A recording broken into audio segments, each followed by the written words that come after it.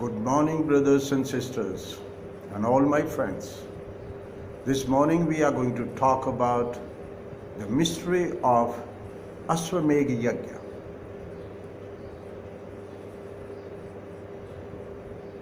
We are going to talk about the background, the essence, why this tradition started and why India followed it in the ancient times. We have to understand the Indian civilization and its roots. Why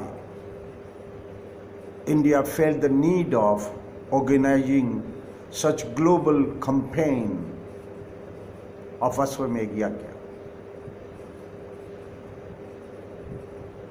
I want to remind you, and I would like to recall the great foundation of Vaishnava, the universal empathy and universal goodwill is the foundation of the Indian civilization. And my dear friends, it is a known fact in the human history that this is the first country, India being the first country in the world who laid the foundation of its civilization on the universal empathy and universal goodwill. My dear friends, there is no other civilization all over the planet which was founded on the great attitude, the mental attitude of universal empathy. In Sanskrit and in Hindi, it's known as Vaishnava. And what is Vaishnava? We could understand the Vaishnava so beautifully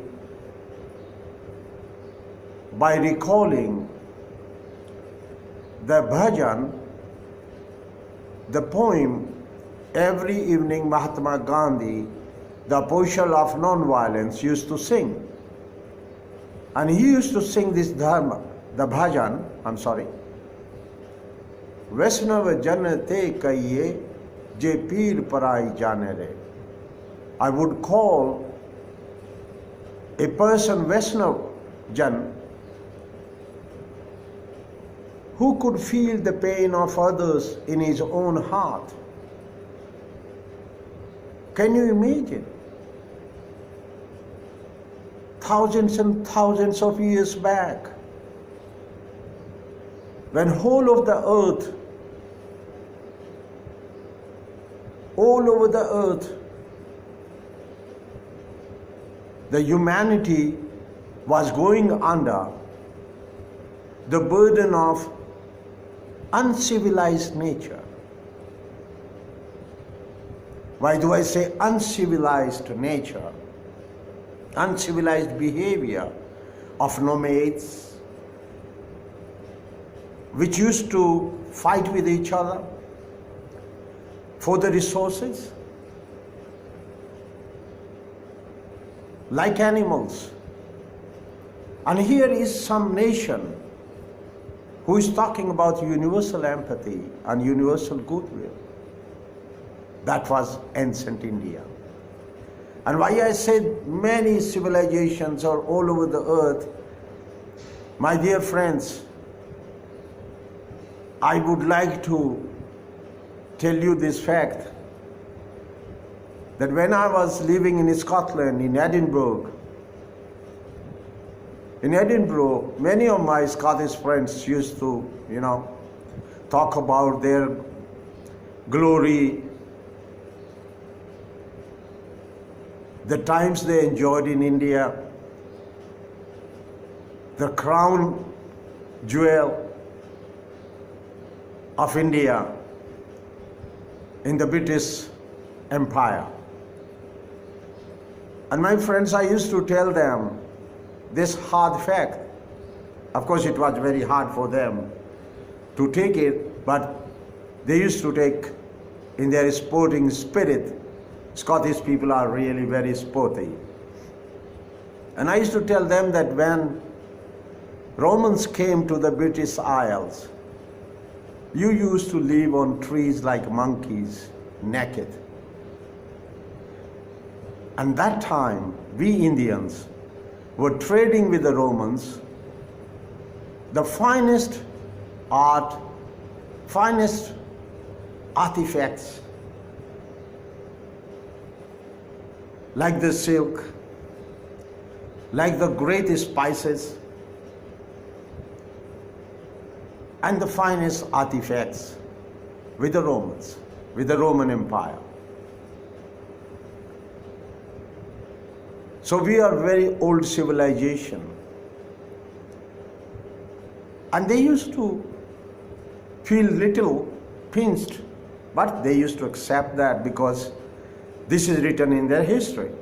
I wasn't talking in the air. Because when the Romans went to the British Isles, it was the situation like that. And I used to remind them that this was the Roman king who offered his daughter, his princess, in the marriage of great Mauryan king, the Mauryan dynasty.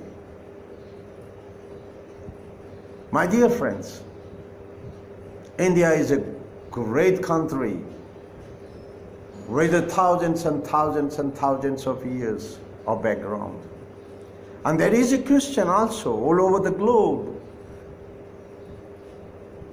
that why India sustains the change. Why India doesn't disappear from the face of the earth. Why India did not disappear, whereas many other civilizations, even later civilizations, vanished in thin air, but not India. And this is a big question mark. And no historian and no wise man could offer till today a right answer to it.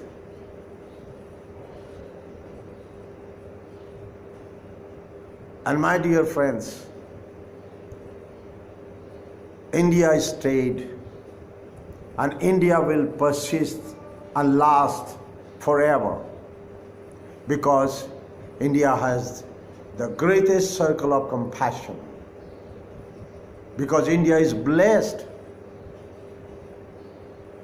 by its own philosophy of life. And that philosophy of life is based on truth, Satya Dharma. Satyat nasti pro dharma. There is no religion greater than truth, the dharma of truth. And not only this, India proclaimed that truth is God. Satya hi Ishwar hai. And the great royal family of Banaras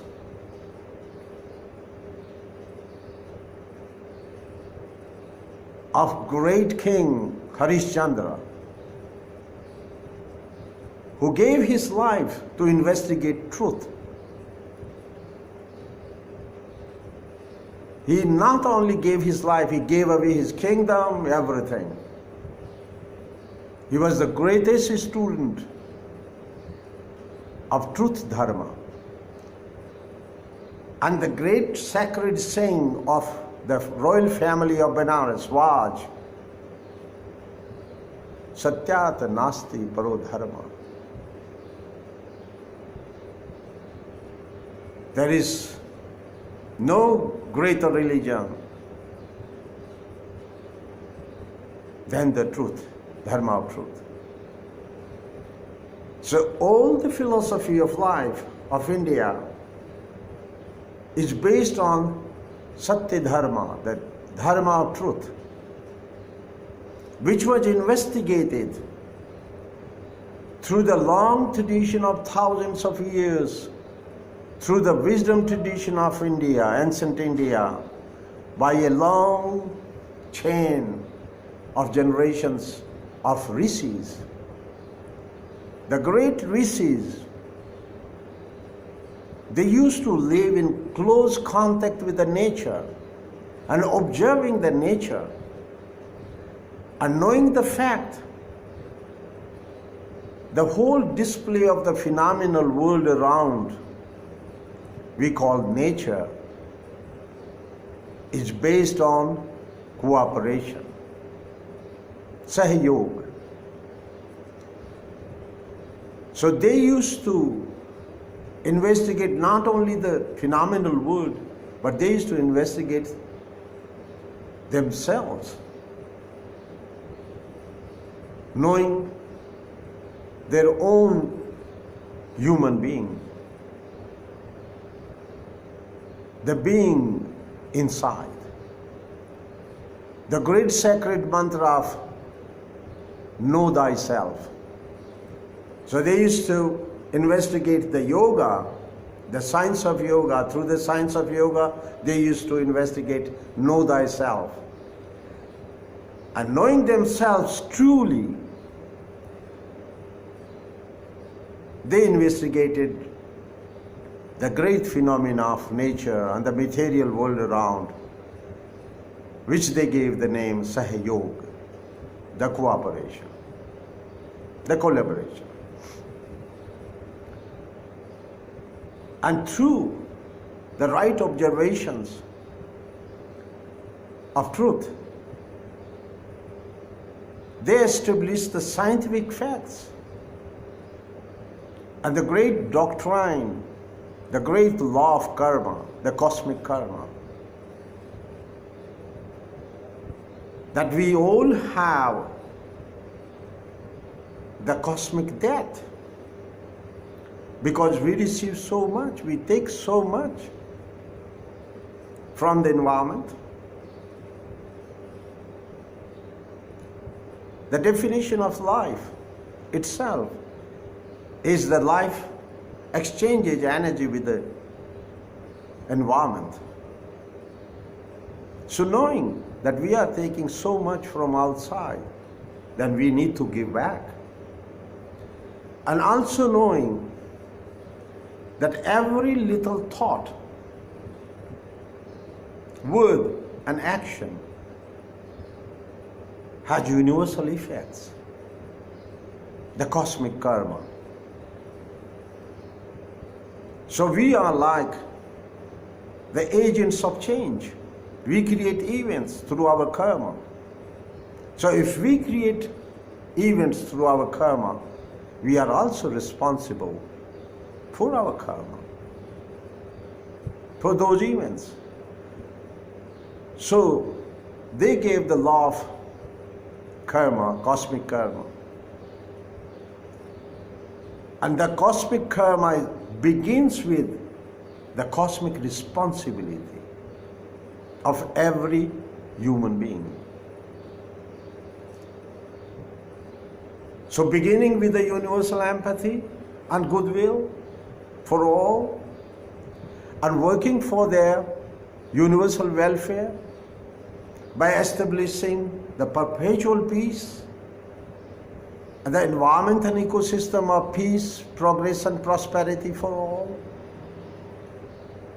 With that attitude, mental attitude, they created an institution through Bharat Vidya, the great science of life, the great science given by ancient India, the wisdom tradition of India, based on truth dharma, dharma of truth, to the humanity. An Ashwamegh Yagya was the apex was the application, the applied Bhat Vidya for the universal welfare. It was not for the dominion.